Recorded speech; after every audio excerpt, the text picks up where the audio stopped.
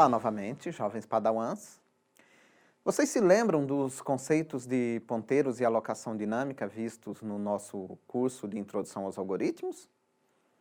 Caso vocês não se lembrem ou tenham dúvidas, nós sugerimos que você estude um pouco mais e revise esse assunto antes de continuar o vídeo. Quando são utilizados atributos alocados dinamicamente, é necessário um cuidado adicional com a forma que os objetos são utilizados, né, para que seu código não seja contaminado pelo lado negro da força. Pode ser necessário implementar um construtor de cópia e sobrecarregar o operador de atribuição, para evitar maiores problemas.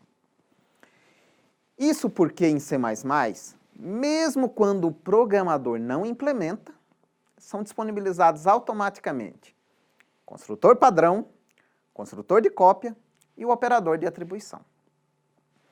O construtor padrão, que vem sem parâmetros, apenas aloca espaço na memória para valores estáticos. O construtor de cópia faz cópia do objeto, copiando valores estáticos. E por fim, o operador de atribuição copia os valores do objeto à direita para o objeto à esquerda. E o que isso tem a ver com ponteiros? Bom, ponteiros são variáveis estáticas, porque contêm um endereço de memória.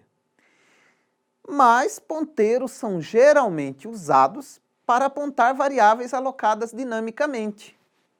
Ou seja, o endereço de memória, o valor do ponteiro, é copiado, mas a área apontada por ele, não. E se a cópia fizer a desalocação dos dados?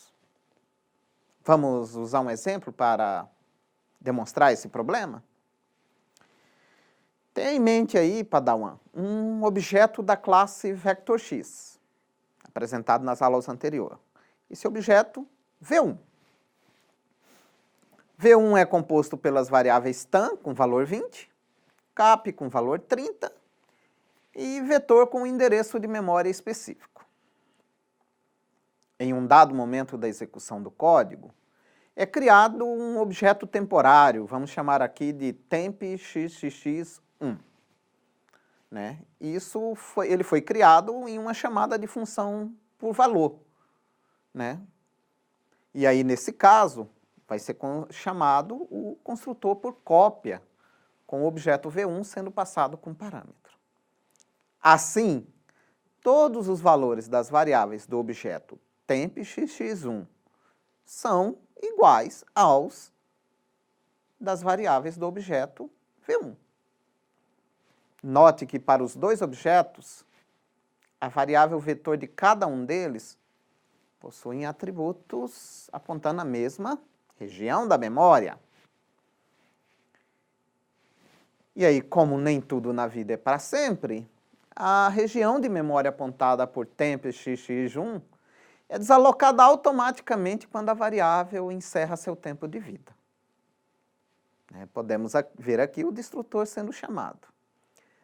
O que vai acontecer quando a função foo terminar? VU possui um atributo apontando para uma região que foi desalocada. A tentativa de acessar esses dados irá gerar fortes distúrbios na força, com falha de segmentação. É aí, Padawan, que mora o lado negro da força.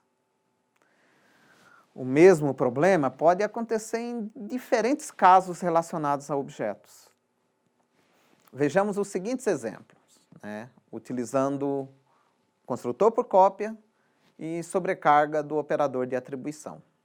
O mesmo problema irá ocorrer. Mas não desanime, Padawan. A força está com você.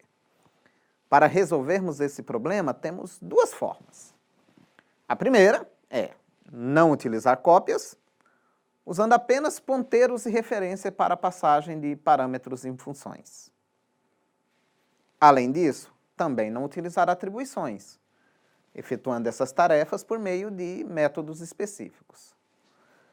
Mas, caso seja importante utilizar cópias e atribuição, você pode implementar o construtor de cópia sobrescrevendo o construtor de cópia padrão, né? E aqui você terá que fazer o tratamento de regiões de memórias que são apontadas, copiando o seu conteúdo. Além disso, também pode ser necessário implementar sobrecarga do operador de atribuição, o igual, sendo que falaremos de sobrecarga de operadores em nossa próxima videoaula.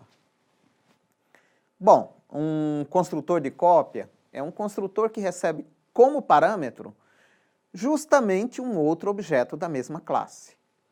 No nosso exemplo, um construtor de cópia recebe um outro objeto para efetuar cópia dos dados. No algoritmo, temos que os dados dinâmicos são alocados e copiados manualmente, evitando os distúrbios na força. Para finalizar essa videoaula, temos observações importantes a serem feitas. Primeiro, o parâmetro deve ser recebido como referência, para evitar a cópia, né? Você está implementando o construtor de cópia e está passando cópia, e isso vai implicar em uma chamada recursiva, sem término. Então, parâmetro recebido como referência. Além disso, como boa prática de programação, recomenda-se o uso de const, para evitar alterar os dados do objeto recebido como parâmetro. Isso é tudo, pessoal. Demonstramos que temos que ter muita ciência quando utilizamos ponteiros e no menor dos deslizes podemos ter problemas. Em nossa próxima videoaula, falaremos um pouco de como sobrecarregar operadores. Aguardo vocês e que a força os proteja.